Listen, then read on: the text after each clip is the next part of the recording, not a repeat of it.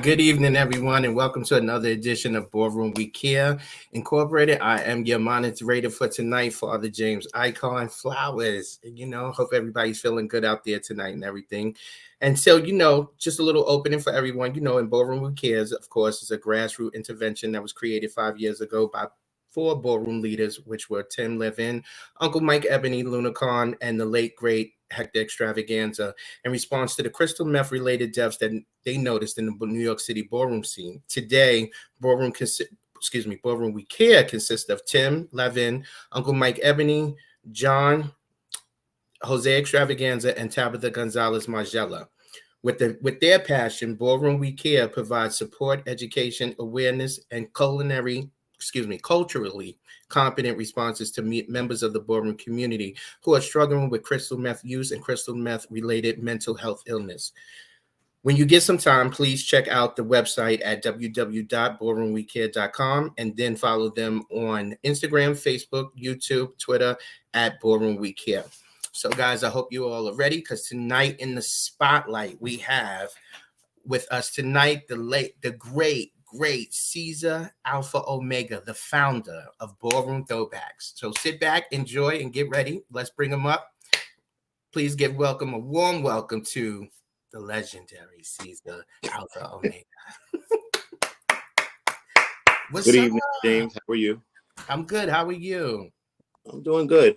Well.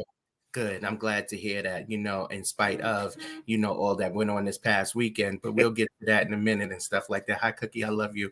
But we just going to dive right in because you know how we do. And me and you go way back. So, I want you to be comfortable with me like I'm comfortable with you.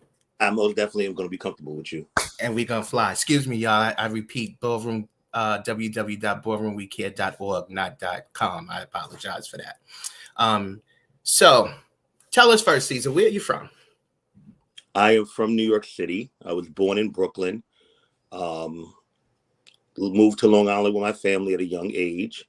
Then from there, I kind of found myself and moved to the city.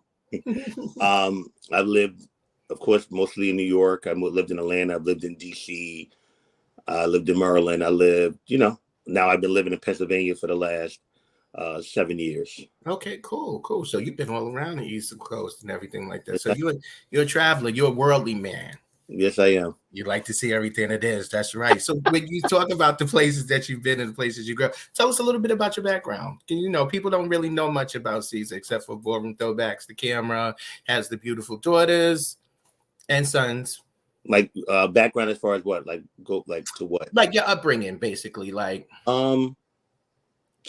Well, I was adopted, but the person my mother who adopted me was from day one. My actual biological mother was a prostitute. She was involved with her pimp, and I know this all sound like a crazy story, but it's the truth. It's the truth. It's your truth. She met my mother. My mother was a nurse at a hospital for many years. She actually, when she met my mother, she wanted to have an abortion. My mother chose to befriended her and actually wanted to help her raise me because my mother already had grown children. And instead, basically the day I was born, the girl just left her with my mother. So that's pretty much how I started. I didn't find that out until I was probably 13 or 14. Okay. Yeah, but my mother, who I was raised, she's from Panama. My father's from Dominican Republic. I was the youngest out of that. But my father had other children as well. I went to Catholic school most of my life. Me too. Yeah. New York, especially you come from, you're going to Catholic school. Right. I went to Catholic school majority of my life until high school. Yeah. And that's it. And here we are with Ceasar, Alpha Omega. Strict upbringing. Reading. Read a lot. I've read thousands of books probably in my lifetime, especially younger. Right. Gifts for me back then was books. Books. My mother thought was a good gift. And I don't know if you remember, you probably do. Remember like Arrow Book Club in school and Galactic and all that. Like I was the kid that got a whole stack of books, and it would be embarrassing because when the books would come in, I was the one that had a whole stack that had to bring home whenever that was. So Yeah, I used to love that. I used to love to always order Encyclopedia Brown. He was one of my favorite books to read. Right. Right. So that was dope. That's dope. So yeah, that's good to know. Like, wow. So you like, again, your mind is always clicking. You know, you've read so many books, so your mind, your imagination, your dreams and everything, you know how to make those things become reality from studying and being knowledgeable. As you said, reading books, because books is knowledgeable, right? You educated yourself on a lot of things. Explains mostly about who you are today. I like that. I learned how important reading and comprehension and how words are, Absolutely. how important words are at a very early age. I would say. Absolutely. So tell us, how did you get introduced into the ballroom scene? Like, start with your first house and first category you won. I mean, I know, but you know, tell people. How I got introduced. I actually had a friend, God rest his soul, his name was Anthony. Well, I came out in '96, April of '96. Found my way to the, well, that's a whole nother story, but found my way to the city.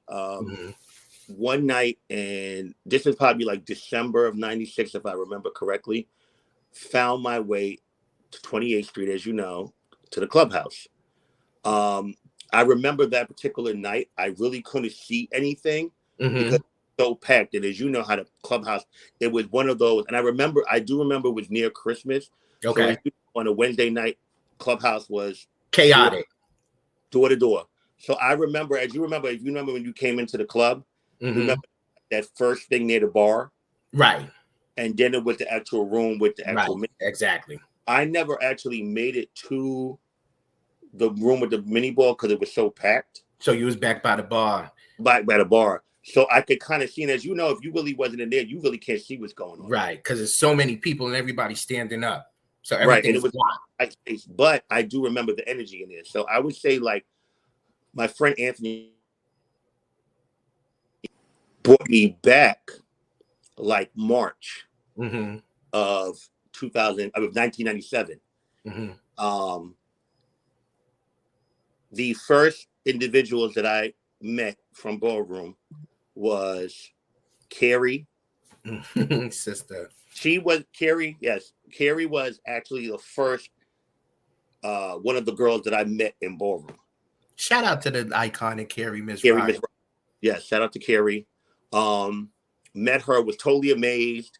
Carrie had a phenomenal body, as you know, it was very different. Never seen anything like that. Body. Carrie was funny. Well, it's funny. She was funny. Shady. Never experienced anything like that. And I met her first. And then first two Vogue battle I saw actually wasn't walking. It was Christina and Sanaya battling in the club. Right. Beats were just playing, and they were just battling. And I would say they probably battled for, like, I don't know if you remember the song. I think it's not Master, but it was, if you'll know the song if you hear it. And they battled probably, I would say, honestly, for 10 minutes.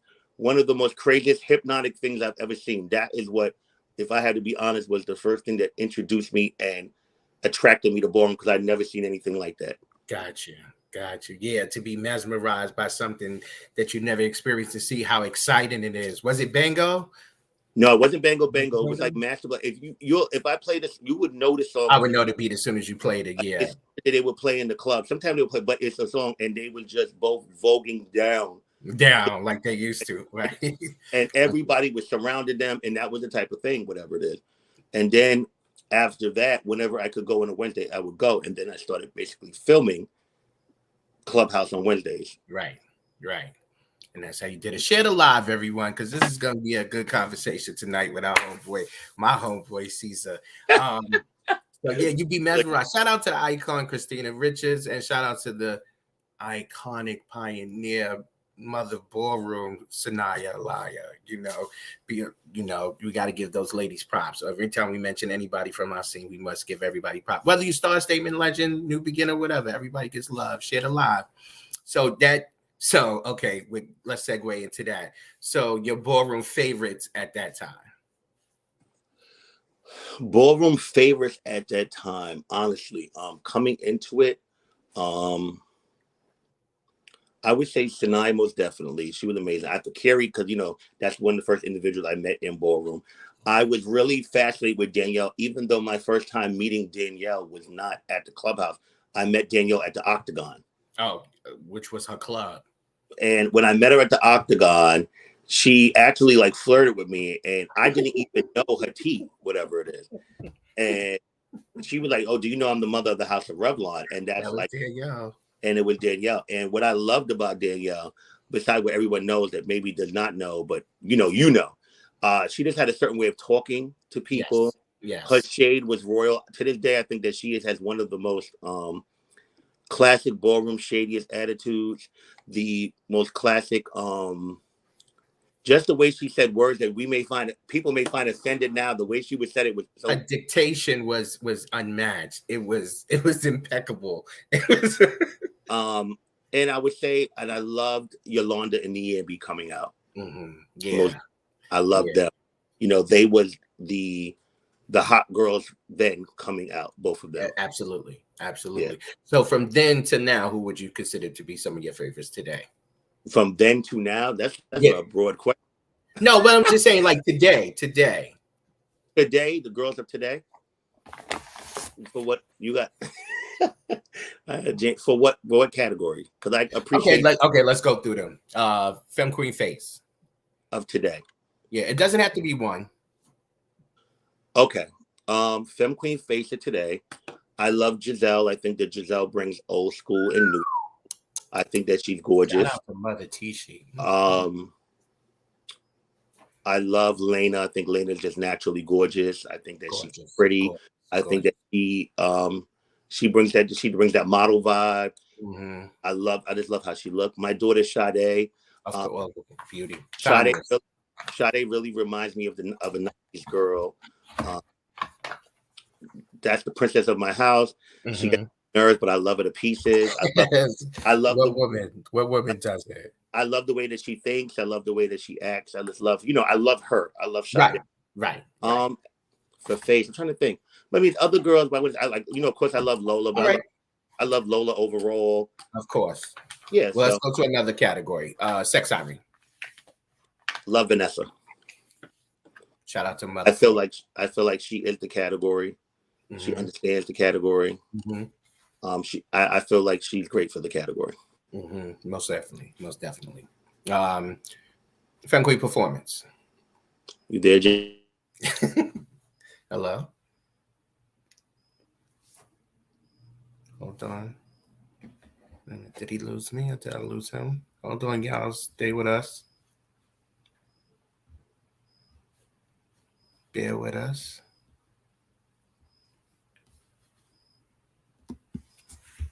Hold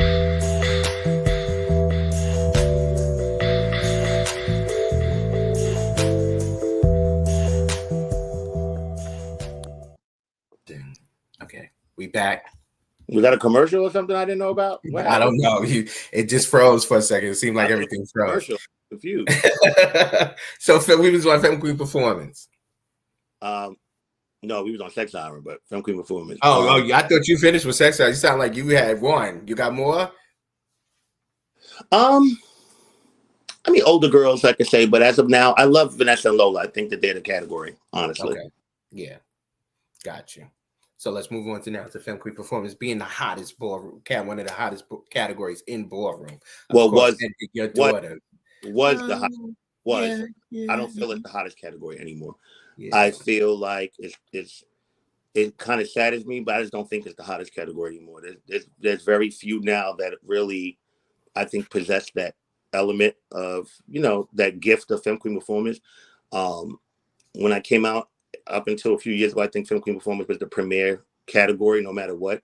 That's what brought everybody to. It was. That's what brought everybody to. That's what bonded people. That's what people had their favorites, and people would go to war over them. And I don't feel like the category is even remotely the same. No. Now everybody is clones of the girls of yesterday. And there are some girls that I see peaks of like originality and, but yeah, I mean, girls that mean that most of the girls that Tamaya, I think that she's great. I think that she is they called the queen for a reason.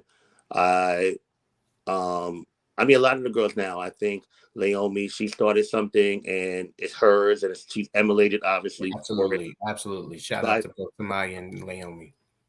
yeah, I mean, if you want me to be honest, I think a lot of the girls, No, people I that do go, want you to be honest. they vogue like the girls that I named.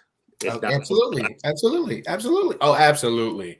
There's Absolutely. girls like I see like Kendra West. I like her. It's different. I think it is really cute.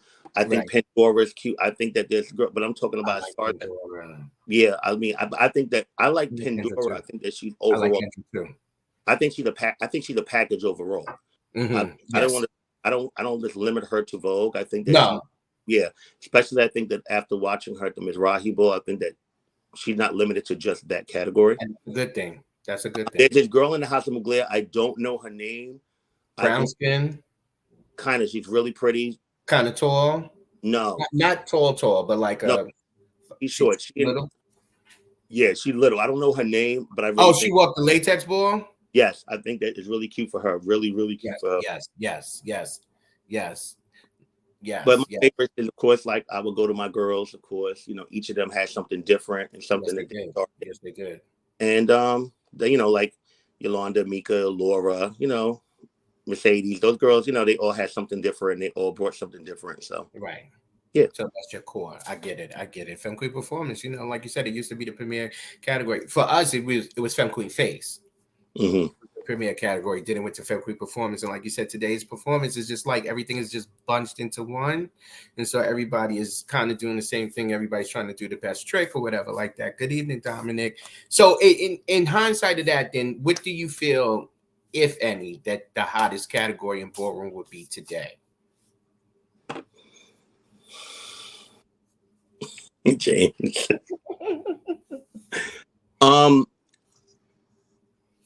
I think it's nights. Truly, I don't think it's like before. It was sometimes, as I've noticed, that we can think that something's going to be so great and so wonderful, and then it happens, and it was like, right, yeah.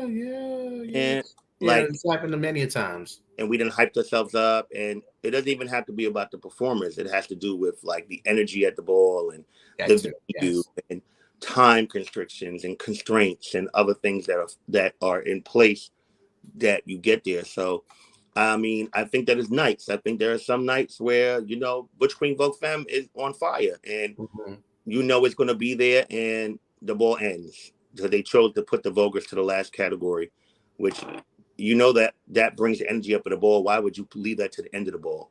Right. And you know that you have these people waiting all night. And Femme Queen Face is still going to be a fire category, especially when you have the right girls in the building and the right people in the building. Absolutely. It's definitely going to be fire if the right people are there. I mean, Sex Siren is hot when it's hot. I mean, it really depends on the night and depends on who's there. That's what it gives now. Right. So what makes a ball a good ball? Like you were starting to say.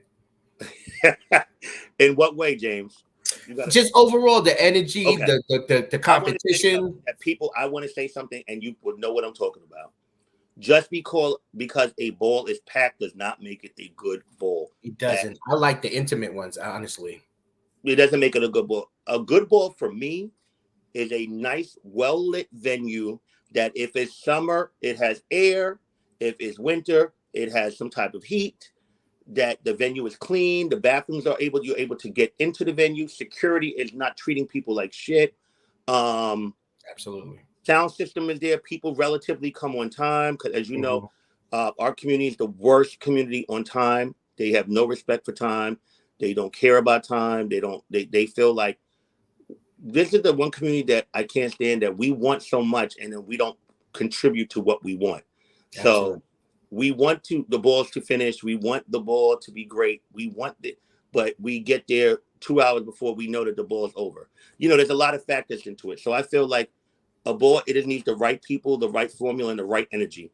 I've been to balls before where there was 100 people in there, but it was the right people and the ball was enjoyable. I've been to a ball where it was 1,000+ people in there and they only had 3 or 4 categories. And lackluster. lackluster because, people anticipated the ball so much and they got to the ball, they traveled, and then boom, they didn't finish the ball. And I think that both ways, as on our side and like as promoters and as people that go, we don't understand the things that happen on both sides. Absolutely. Like if you start the ball on time, you're wrong because the people wasn't there. So what were you thinking? And that means you're not trying to give out money. If you start the ball late, you're trying it because you're giving that you don't want to give out your money, for example. Or you don't have it. Then you're rushing things. In some categories, I will say should not be rushed.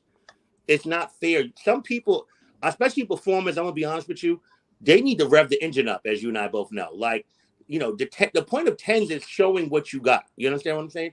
And sometimes some people are not those ones that you can, or they're just not on ready to just put them out there and just, you're not going to get the best results from them, honestly. Right. So I just think that what makes a good ball is the right people and all those other components that go along with it. All right. I agree.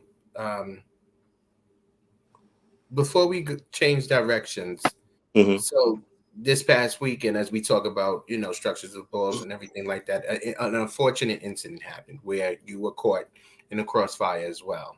And I just want to say I'm glad that you're okay. I'm glad that everybody that was there is okay.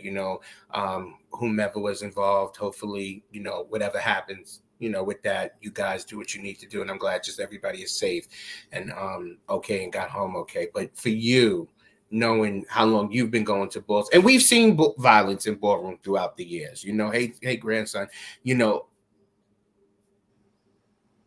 give me a little bit of feedback of how you felt in that moment, just in general, all around. Okay. This is just being honest and straightforward. I get to all balls, as you know, on time. I'm usually there early. So I'm there from the beginning. I see what's going on. When I got to the ball, pretty big venue, you know what I'm saying? Got in. Fred was like, come on, went right into the building. I was there, I would say, probably like 45 minutes before he started the ball. Not that long after 8 o'clock. I thought the ball was supposed to start at 7, like he said. So to me, you start the ball only an hour after. That's great, as you know. Right. Me knowing people are starting the ball and telling people, okay, girl, the ball is, go and get here. To me, if you're having a $10,000 category, y'all should be on time. This is how I feel. Right. You want to get there. If they said this category is starting at 10 o'clock, you want to be there beforehand just because you don't want to take any chances. You want to be there. I feel like at the end of the day, blame can go all around. And I'm going to say this why. I feel like sometimes when it comes to categories and houses and with our kids, I know we love them. I know we adore our kids. I know we don't want to hurt their feelings, but sometimes it is okay. And I don't want no one to say I'm focusing on him. I'm speaking overall. Generally. It's okay to say you can't walk. You shouldn't walk. I say it all the time, Caesar, to houses, to people. I'm going to even be very real with people here. James, who I've known for 20-something years, there was a situation lately with one of my kids, and I didn't want to be there, and I brought it to him because I trust him, and he also is very familiar with the girls, and he agreed with me, but he also understood both sides of it. So he gave input in the moment to like what could happen for that individual to walk, but he understood what I was saying. But he understood both ways because it's frustrating. It is frustrating because at the end of the day, when people walk. Hold on, Caesar.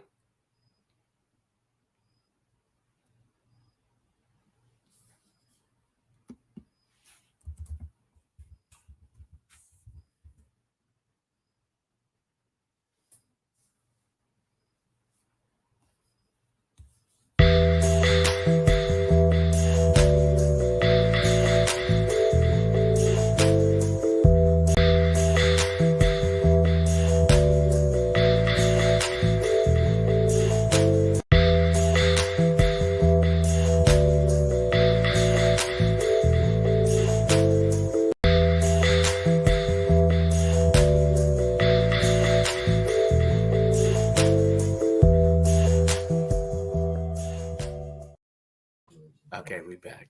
Are you still frozen? I don't know what's going on. Oh, there you go. So you were saying, was that a commercial?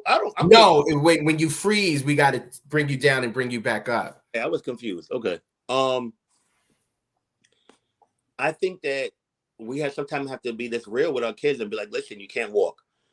I'm trying to save you from the embarrassment, trying to save you from the scrutinization you're going to get. And I think that if they trust us as leaders, this goes to every house, they have to believe that you're telling them the truth and there's a reason why.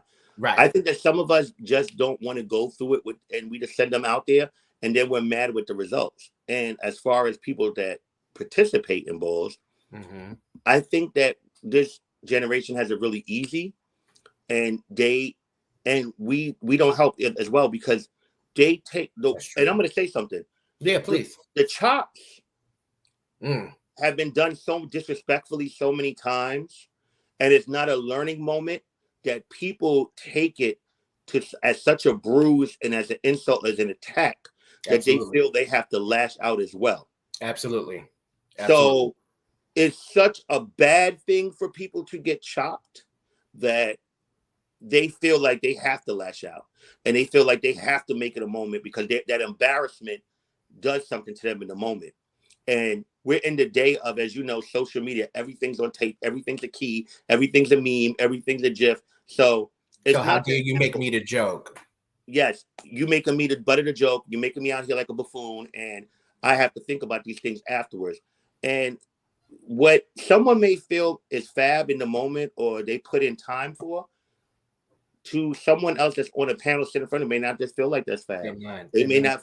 That may not be. That's why sometimes when I hear certain categories like $1,000 worthy and $5,000, well, bitch, what you may feel is $5,000 worthy may not be what the individual next to me feels is. Right, exactly. And we have to teach our house members those things. We have to teach them about the chops. We have to teach them about what people might be looking for, different interpretation of what you think it might be, as opposed to what somebody else might think it could be.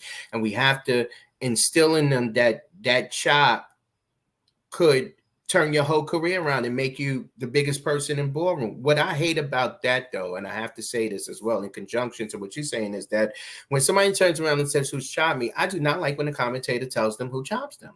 It perpetuates the negative energy. You know what I'm saying? It's just, you're chopped. You can talk about it later on or whatever. But when you turn around and you say a person's name, it gives the other person the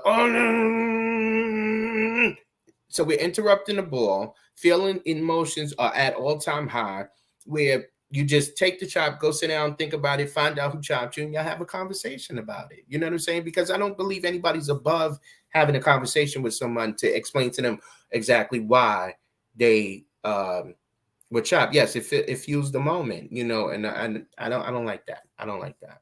I think the vitriol that comes along with it is what makes it worse. Is like when you say something like that, because it's almost like people want a reaction after certain things are delivered. And that's what happened. And after the reaction, we get a bad consequence. Absolutely. What really makes me upset about that night was a few things. Was number one, I think that just the carelessness of I'm undergoing immunosuppressant treatment for cancer right now. And you just do not know what that could have done to myself or any other ones that's going through something. Absolutely. And I would have hated for a moment of that. Someone could have died. Things happen. You just never know. You never know. I have never in my life experienced something like that in a moment like that. I want you to know that bear mace is no fucking joke. I can see how it's no joke at all. It's not little regular. So I just feel like the carelessness, and I feel like just because of the chop, I feel it with disrespect. I feel like take it and move on. Come harder next time. Make every bitch know it. Why fuck it up? Why fuck it up for everybody else that's walking? I feel like that was going to be a night that was going to really give moments. The lights went out in Georgia. I'm going to tell you something. A lot of people are speculating who would have won. I'm going to be real with you. I don't know who would have won. Because everybody was coming. And they were coming. I would have known who was going to win until I seen them all go on the floor and perform. And then I could have had an idea. So all we can do is based off the pictures that we're seeing.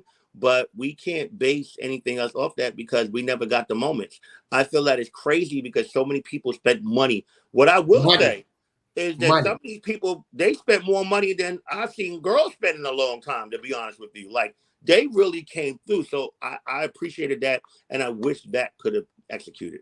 As Yeah, far as me the too. Mace thing, it was horrible. I had my left contact stuck to my eye until yesterday. They, Yeah, yeah, they told me I had to wait to get a medical flush to take it out. I'm so Um, sorry. yeah, it was just, yeah, not cool. I'm so sorry, but thank God everything worked out and you're okay.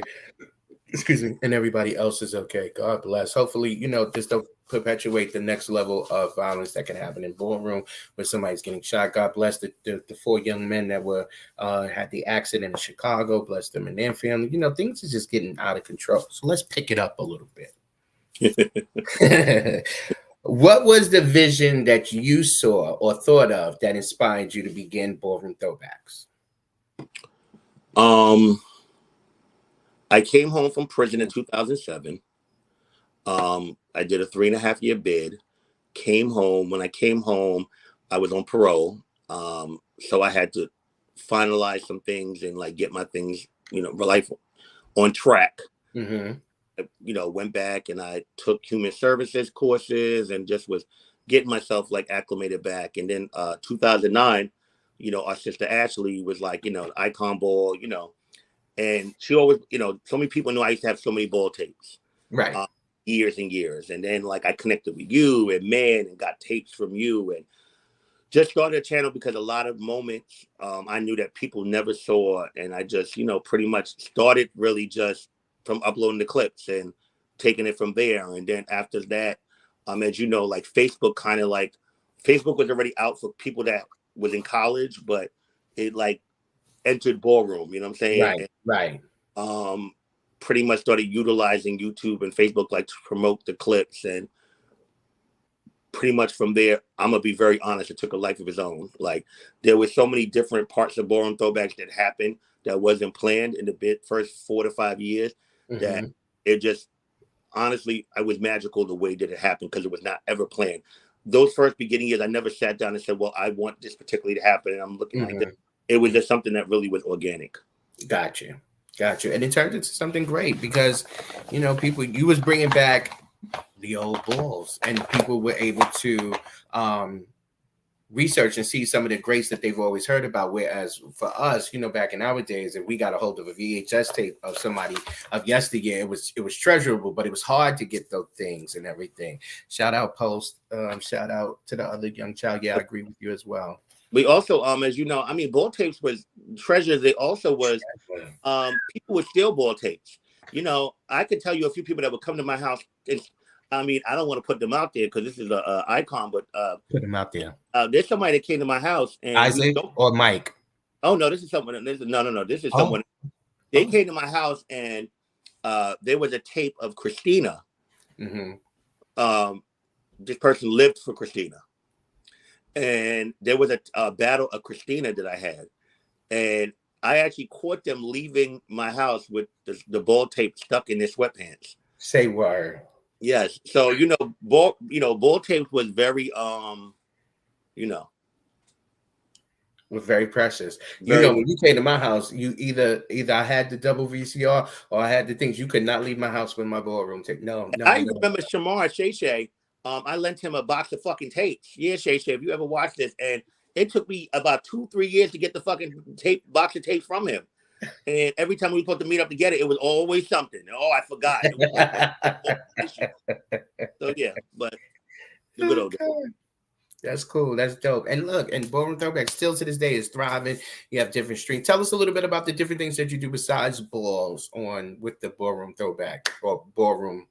It is still Ballroom Throwback, correct? Around 2013, I had to, around the time that I don't know if you remember, what Slate TV had the like the No Shade show, like the Shade show. And some of the people, I would watch that and I would say, I really wanted to create a show. And I put up a post one day and then I kind of met a friend of mine, Carlos Harris. He was a writer and stuff like that. He wrote for a lot of articles and stuff. And I said that I wanted to like create a web series and, have it based around, gay men and tell different gay stories. And in 2014, I started filming the show. I got a lot of backlash from the first promo. It was like, 3 guys in the bed. Emery Johnson, Emery Garcon, Kayan, and Dama. But that brought a lot of people wanted. Pardon me? The legends.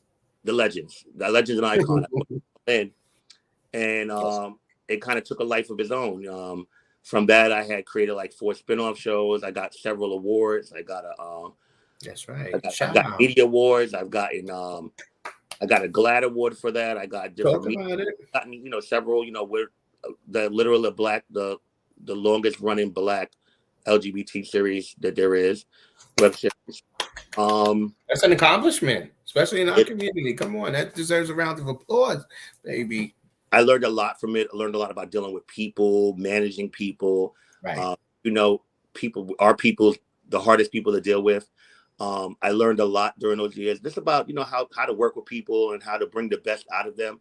Right. Like that I utilized with people that I worked with in Ballroom for a long time behind the scenes. I actually brought that to Triangle because I gained relationship with them and I was able to bring out stuff that they didn't even know they had, to be honest with you. As far as acting and their passion and just, getting in touch with their feelings and stuff and telling a story. So that's dope. I love that. That's big. Shout outs to you and congratulations on all your accomplishments with this and hopefully, further in future projects. And you guys, of course, I know you're going to still go because you are a workaholic. You go.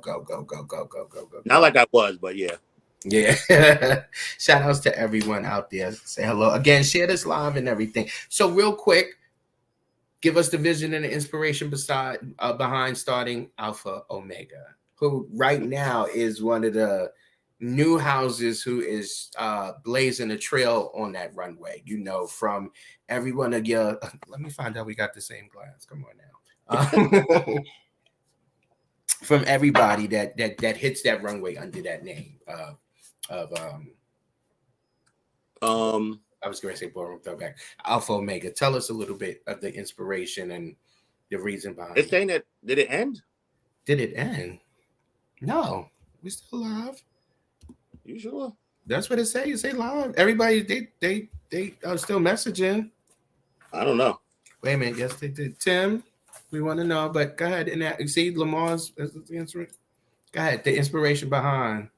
Oh, that's weird. Okay. People would always tell me, I was one of the founders of the House of Prodigy. I was with them for a long time. Can you hear me? Yeah. No, go ahead. I can hear you. I worked with them. I was with them for a very long time. Back in 2014, actually, myself and the legendary up-and-coming Mercedes, and I was going to actually start a house. I was talked out of it, so I kind of moved on from it.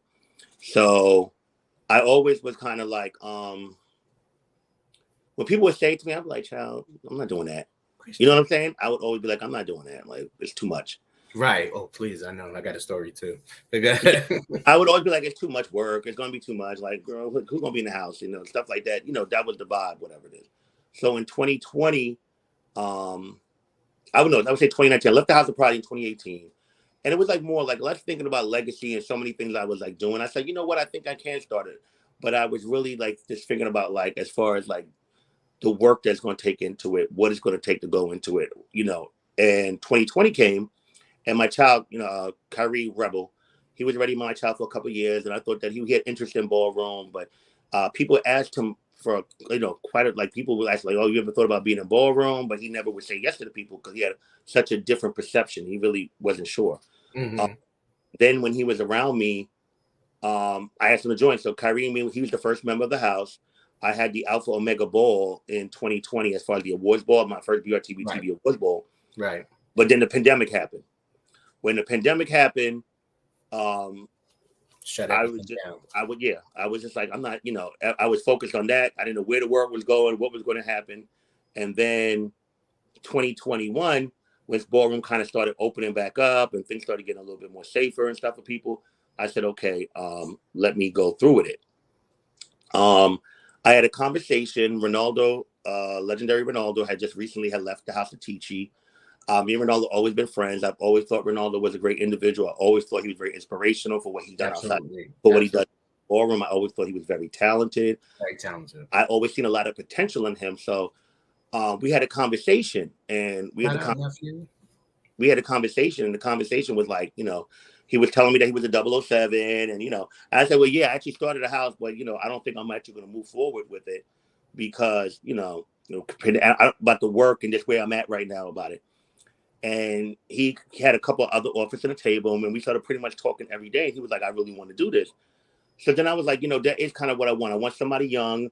I wanted somebody older. I wanted somebody, and I know the vision that I wanted for the house. I wanted a house that I didn't want to poach a bunch of people from different houses and, have a bunch of different legacies. I kind of wanted to be my own thing, but I did want a few experienced people in the house that, knows ballroom and is part of ballroom. And I knew I wanted a lot of fresh talent, new talent, people that's new. I wanted people that kind of like coming into this, that's not, their goal is not to be a legend. Their goal is to be like part of a family and part of a movement that ballroom just happens to be a part of the thing that's propelling them, kind of thing. And I brought the right people along. And then Mika, she was always, she's been a prodigy for the last 20 years. She was actually planning to start her own thing. She wanted to do something with trans and like a trans initiative thing and all that stuff. But what happened was, because of our relationship, I was asking her to like come to rehearsals and practices to like help like kids and the Voguers and stuff like that. Right. And she would like come every week and just enjoy her time. So like eventually, organically, I asked like, it organically happened, like, because at first she was like, no, I'd rather just be behind the scenes and mentor them. Like, we're family regardless of help. But then relationships started forming organically. And I can honestly say, like, this is one of the best decisions I made in my life. I love it, because we love it. And it probably is one of the best decisions you made of your life, because it's blazing, like, for real. It's turning it out. It's like, so with that, you have a lot of newer comers to ballroom, right? So how do you have those conversations with them about ballroom itself and going forward? And what I mean by that is, like, how everybody is such on this bandwagon to become legendary. Like, how do you have those conversations with them? Well, first of all, I tell them all they have to put in the work. That if they think that it's going to be it's just going to happen, it's not going to happen. I told them that they have to really put in the work. I told them that every time they go out there, they got to give their all, no matter what. I told them that they deal with the scrutiny, they're going to have to deal with the shit, they're going to have to deal with the shade, because it comes part of the territory. Right. And I'll let them know, like, all the time. I have a conversation with a couple of them, I'm not going to name them, that everything is not shade. Everything is not shade. Sometimes it's just a lesson, Right. I don't want them to get that type of mentality where everything is shade. Like, and I encourage everybody out there, it is real to tell your member, and I don't want to say this in a bad way, but it's okay to tell your member they look fierce one night. I do it all the time. It's okay to say, it's okay to let them know, bitch, they fell out of that dip. It's okay to let them know that, bitch, you was eating it, but guess what? That bitch next to you was turning it that night. Listen, that's probably why everybody left my house, because I'm always talking about, you look fierce. But you do. You look fierce. So I really try to encourage them to have good sportsmanship, even when in that moment they don't want to have good sportsmanship. I get it. Sometimes, you may feel away, but I try to encourage them, like, just pay it and just keep it moving. Exactly. But for me, the biggest accomplishment I've gotten from it, and the biggest fulfillment I've gotten, is really the family outlet. Absolutely. I have never been this soft and nurturing and caring in my fucking life. Never. I have never been this nurturing and caring in my life. Sometimes I gag at me. It's funny because, like, my older kids, like Mercedes and like Kenyon and all of them, they'd be like, father, dad, I kind of like, bitch, I need to hold you a little bit sometimes, Why do they all say that? They all do that because you get older and you do become soft in your old age and everything. I do. Like, these kids do make me feel like that. I love them, and they, like, just the things we do. We do a lot of outings, a lot of dinners, we do a lot of meetings, right. we do a lot of things personal. So and it really has made me like fall in love with them. So yes, good. Yeah, one of my favorite houses too. Mike Hang said is one of his favorite houses. Thank you, Mike, for always one. What's up, Danielle? So okay. All right. Daughter is here. Come on, Lamar. Father, you are going. Thank you, daughter. I love you. I love to see you next. Check my daughter out. Quick shout out to my daughter Danielle, inspiring actress on a lot of different shows. Check her out when you see her. Shout her out. So let's go into something a little bit more concerning, especially dealing with Ballroom We Cares and stuff like that, and the platforms that you have, the people that you reach and everything. Tell us a little bit about what you think what your thoughts are surrounding crystal meth and the use within the ballroom scene itself. Right, big, whoa.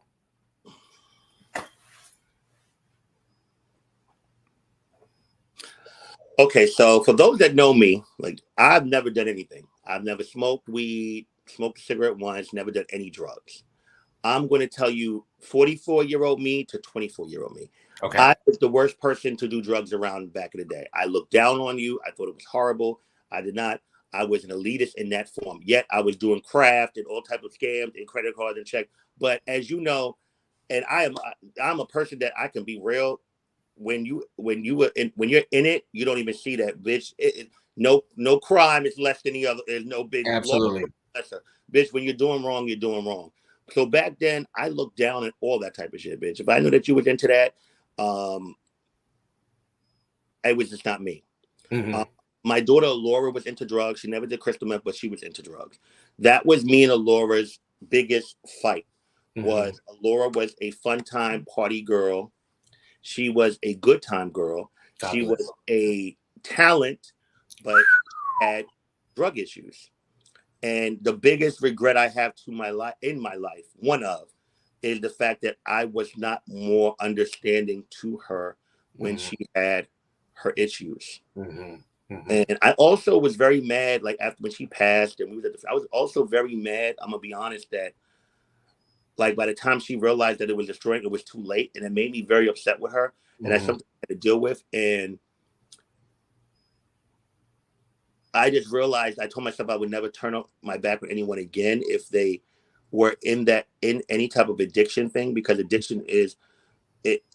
The thing is, addiction doesn't just destroy the person; it destroys relationships and the people around them and stuff.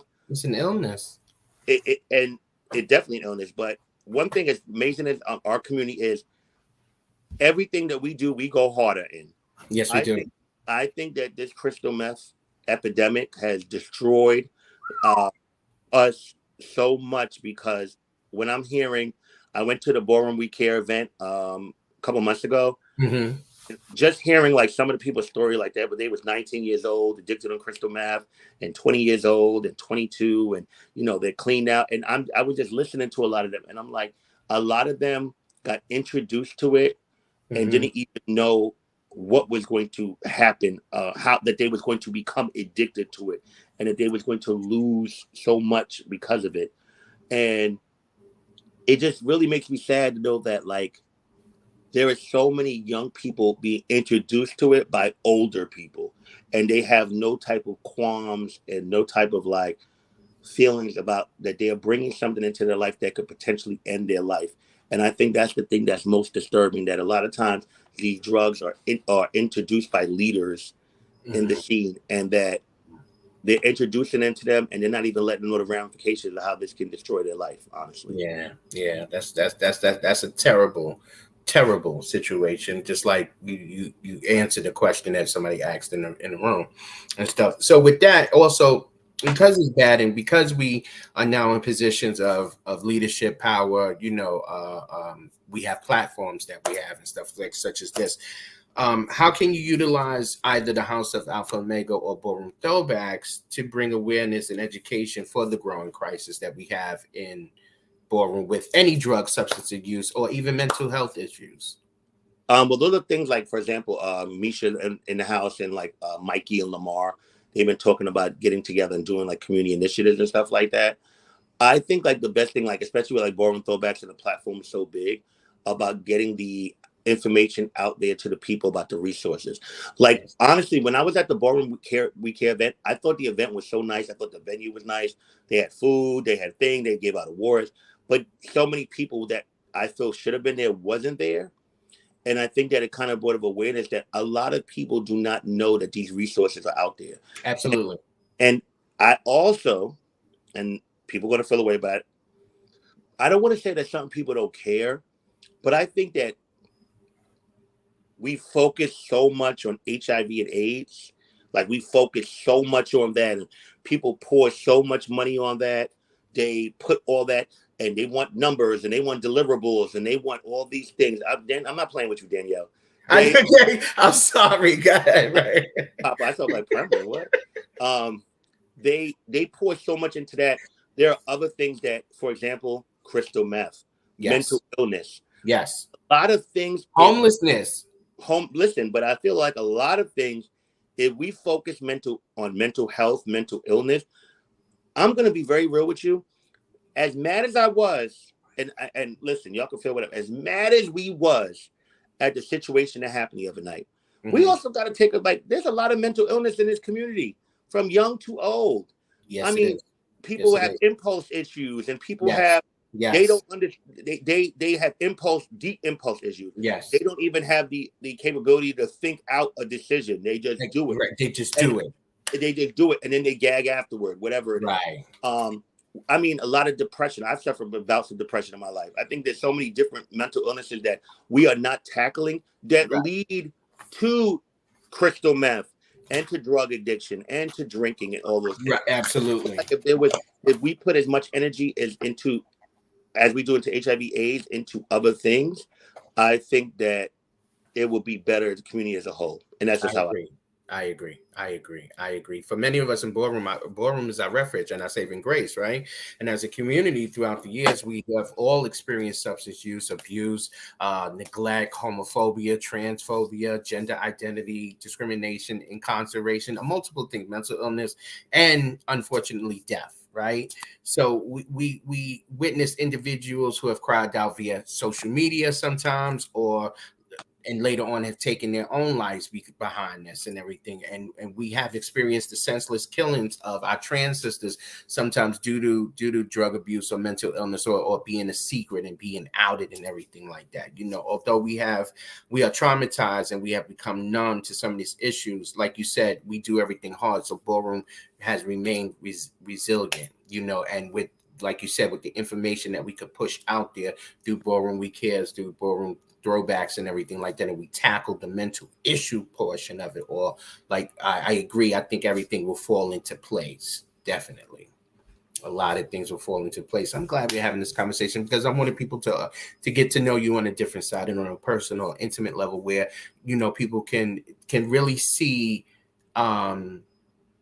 what you do other than just Ballroom, right? Because Ballroom, we know Ballroom is fabulous. It's a lifestyle on this big brand, and we can get on TV and everything like that. But there are so many things, so many layers to it, right? And there's so many layers that intertwine with our everyday life that can help us to be successful or to help somebody else with issues that they are going through. I love that. Thank you for being here.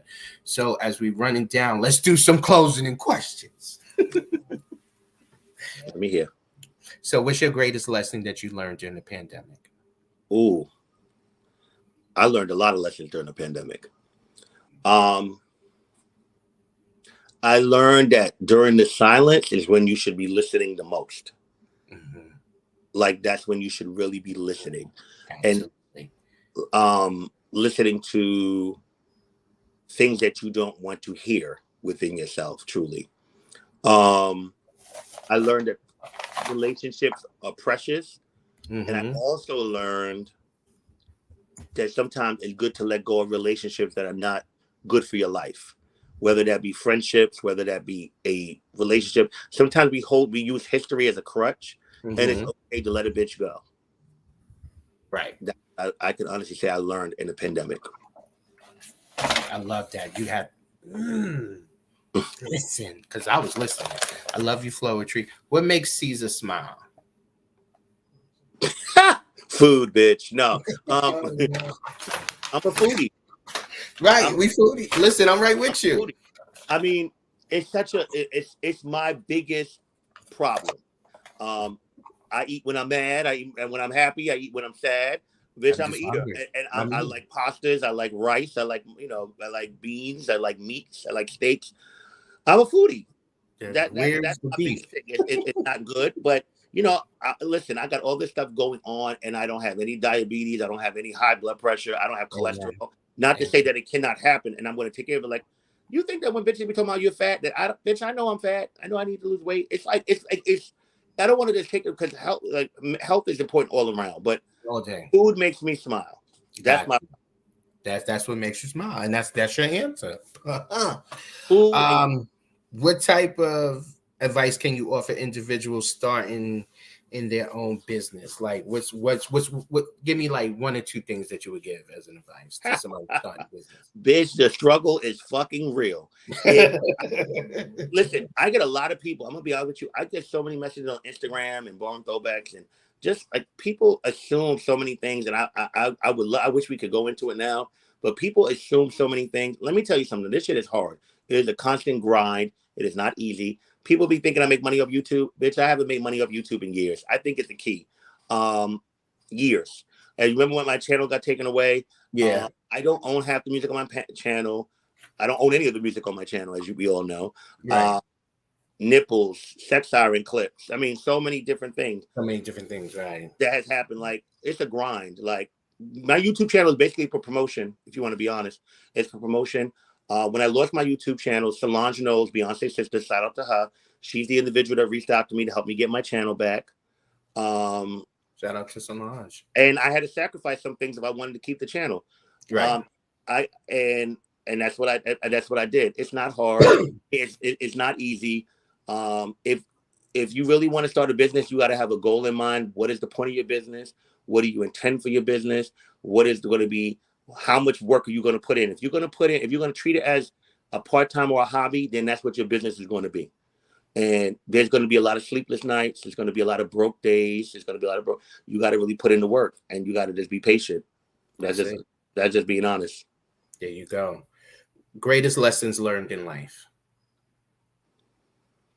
Baby, so many. I learned different lessons like different times in my life. I learned, bitch, doing crime does not pay. It pays in a moment, but it does not pay in the end. I got 9 felonies on my record. That's hindered me from a lot of things. I'm still not able to. I've not gotten my passport back. I've not been able to travel overseas. I've applied every year. They've denied me every year. They keep on telling me next year, next year, next year. Mm-hmm. I've learned that holding on to lessons, holding on to resentments is a waste of time for yourself, not for the other person. Mm-hmm. They are living their life and you are upset. You are holding on. Real talk. Real talk. Real talk. Shout out to all of y'all out there, Flora. And I would say now, biggest lesson I've learned, Lisa, like, as you get older, just keep the people close to you that you can trust and love. And like, just be, and don't, this goes to everybody. Everybody's not your friend. Some people use that word very loosely. One of my kids loves saying, "Oh, I miss my friend." I'm like, well, bitch, how long have you known this person? And we use that word very loosely. I think a friend consists of a lot of things. And I just think like, really get to know people before you claim them as your friend and family. Absolutely. Absolutely. That's a great lesson. Why do you feel like this interview was important? People always ask me to do interviews, and I was like, no, I don't got nothing to talk about. No, like for real, people always ask me, and they feel away when I say no. It's just like I'm used to interviewing, so for me it was weird. So that's why when Tim asked me, he was like, I want James. Why? Because I've known you so long. You are one of the people I respect totally. Vice versa. I think that me and you have a lot of similarities. How we deal with the girls, how we look at stuff, how we look at things. I think it's very fair. Always been fair. And I think that the thing about you, which I've always loved, and I can tell you this, is that you are respected by so many people and loved by so many people. Like, you really are, James. Like, let me take this moment, bitch, to interview you. No, but you are really loved by a lot of people, and you're respected, and you've seen, and you've dealt with a lot of things I've dealt with as far as like with the girls and relationships and different shifts in your life. So it was important because it was you, honestly, keeping it real. So like, I can do it. Well, once I heard it was you, I said the same thing. Like, no, I'm doing it. Yeah, so for me, I was like, yeah, it's James. So, I trust James. Yes, absolutely. We go way back. We have our side conversations and everything. People, and we vibe. We've always vibed, and I love that. And you're right. We're a lot alike than a lot of people really know, and we have a lot of the same views. And I like the fact that you and I can go off to the side and have our own personal conversation, whether it is whether we think it's monumental or not. We give each other the correct answer and the truth. What would you say to your younger self? Baby, what would I say? It's so bad. It's too good. I would say honestly, it's really a catch-22. There are things that I would say, but then like not to do it all, right? But then if I didn't do those things, I wouldn't be where I'm at now. It's kind of weird. It's like I would just say, bitch, don't get caught when I was doing right? Don't get caught. Don't tell certain people they're gonna snitch on me. That's that. But honestly, if I'm gonna be fair, I would have told myself not to do certain things, period, because it has affected me later on in life. Understandable. Honestly. Understandable. I get that. That's the best advice. Shout out to Mike and Anya, my granddaughter. I love you. Ronaldo's on here. Lamar, Dominique, Pretty Monet, Javon, Lloyd, all of y'all out here. Tempest Carter, Floral something, Tracy. You're not too old to walk. J Mo. You know everybody that's on here. Flowetry, where they at? Mia Moore, I was Scott. You know, all day, every day. You know, I want to shout everybody out, and we'd like to just thank you so much. Thank you, for just being with us and taking this time out. You know, even though we have some technical first minds, then something else. Oh my God, Cupcake, I love you. Congratulations again to my son, Cupcake. He had just got married to him and his husband on the rooftop at the Skylark in New York. Fly. Cupcake. Word. But just thank you. Just you know, no, Tabitha, you can do that. So you know, it's a great pleasure of having you on the show with us. You know, again, we can invite you back again, talk some more, maybe do a panel discussion and everything. And so I just want to tell everybody good night and thank you so much for joining us here at Ballroom We Cares. Again, share this, go to our website, like Ceasar said, you know, find out the resources, www.ballroomwecare.org. Follow them on Facebook, Instagram, and Twitter. Follow Ballroom Throwbacks on Facebook, YouTube, Instagram, and Twitter. You know, everybody's all over. I am your host, your moderator for this evening, Father. And we say good night and flowers. I love you, Ceasar.